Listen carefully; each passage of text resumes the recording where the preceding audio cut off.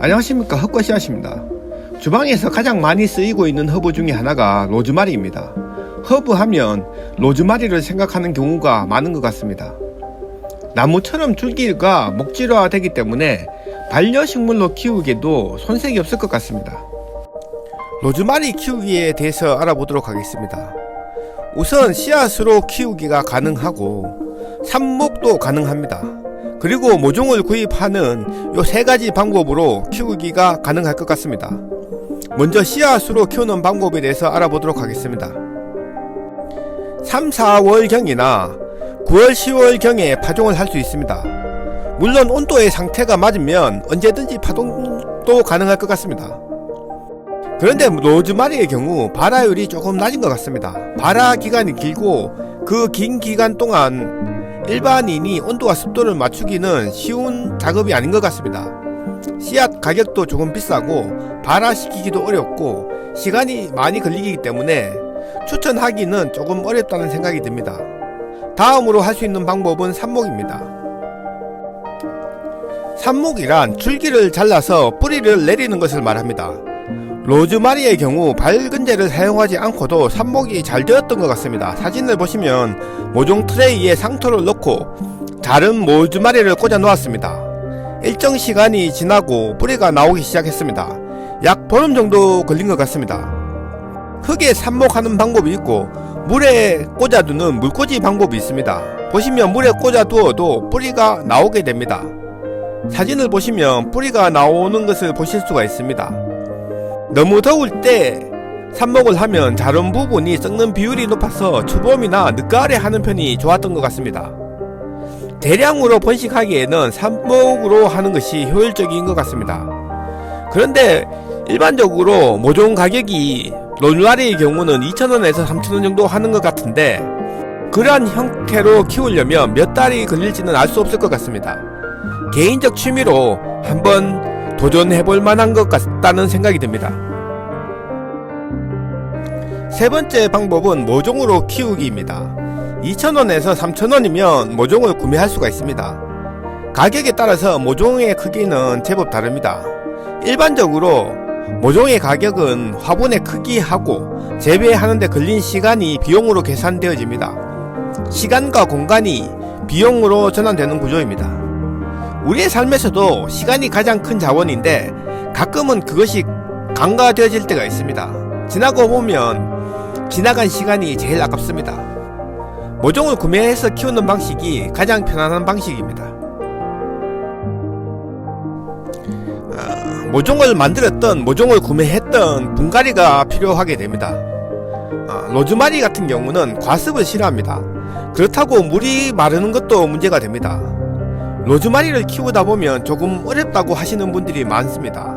그것은 복원성과 관련된 것 같다는 생각이 듭니다. 일반적으로 식물이 말라서 쭉 처져 있으면 물을 주면 다시 복원되어 원상복구가 됩니다. 그런데 율마나 로즈마리의 경우는 일정 기간 이상 말라버리면 복원되지 않고 죽어버립니다. 관습은 싫어하는데 물은 생각보다 많이 먹습니다. 이것으로 봤을 때 호기성 뿌리를 가지고 있다고 할 수 있을 것 같습니다. 뿌리의 구조를 보면 잘 발달되어 있습니다. 저 뿌리들이 물을 먹기 시작하면 많이 먹을 것 같습니다. 그런데 뿌리가 물에 잠겨 있거나 물 빠짐이 나빠서 흙 속의 산소 비중이 낮아지면 문제가 생깁니다. 과습을 싫어한다고 하는 것은 물을 싫어한다고 해석해서는 안 될 것 같습니다.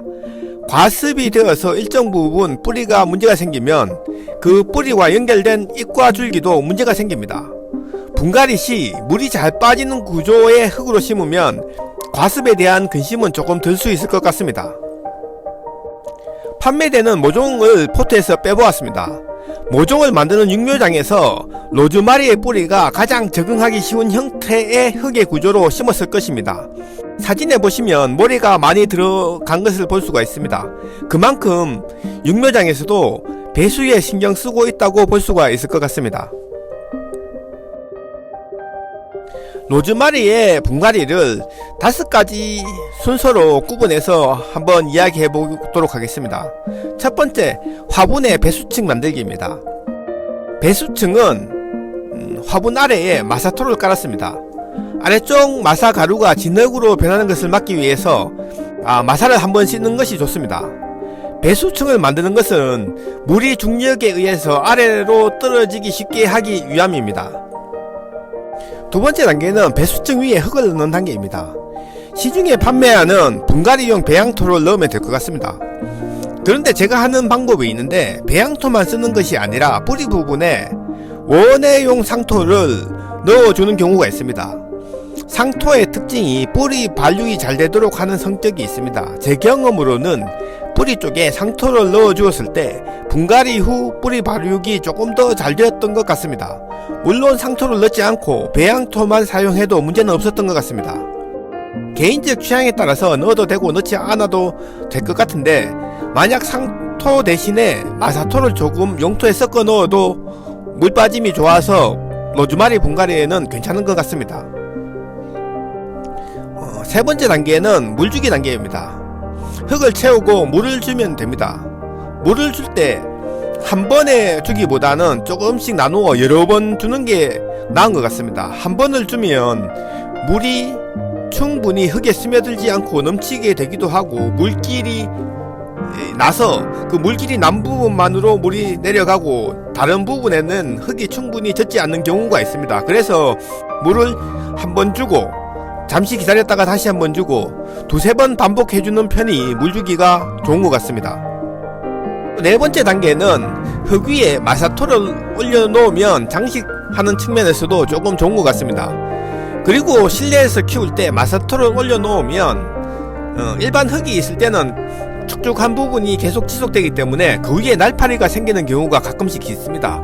마사토를 올려놓으면 항상 마사토 위에는 어느 정도 말라있기 때문에 날파리가 조금 더 덜 생기는 것 같습니다. 물론 개인적 생각입니다. 그리고 마지막 부분은 분갈이 후 뿌리 기능을 회복시키는 단계입니다. 이 부분은 분갈이 후에 바로 햇볕에 있는 쪽에 놓아두면 분갈이 할 때 뿌리가 조금 상했기 때문에 뿌리가 제 기능을 발휘하지 못할 수가 있습니다. 그래서 너무 햇볕에 강한 곳에 놓아두면 물은 충분히 줬지만 뿌리가 기능을 하지 못하기 때문에 광합성에 필요한 물을 빨아들일 수 있는 뿌리 기능을 하지 않아서 잎이 축 늘어지는 경우가 있습니다. 이러한 것을 방지하기 위해서 분갈이 후에는 2에서 3일 정도 그늘에 놓아주면 뿌리가 기능을 발휘할 때까지 충분한 시간을 줄 수가 있습니다. 이렇게 분갈이가 되고 나면 이제 로즈마리 같은 경우는 햇볕을 좋아합니다. 그래서 햇볕에 드는 창가에 놓아두면 로즈마리 키우기가 거의 완성 단계입니다. 감사합니다.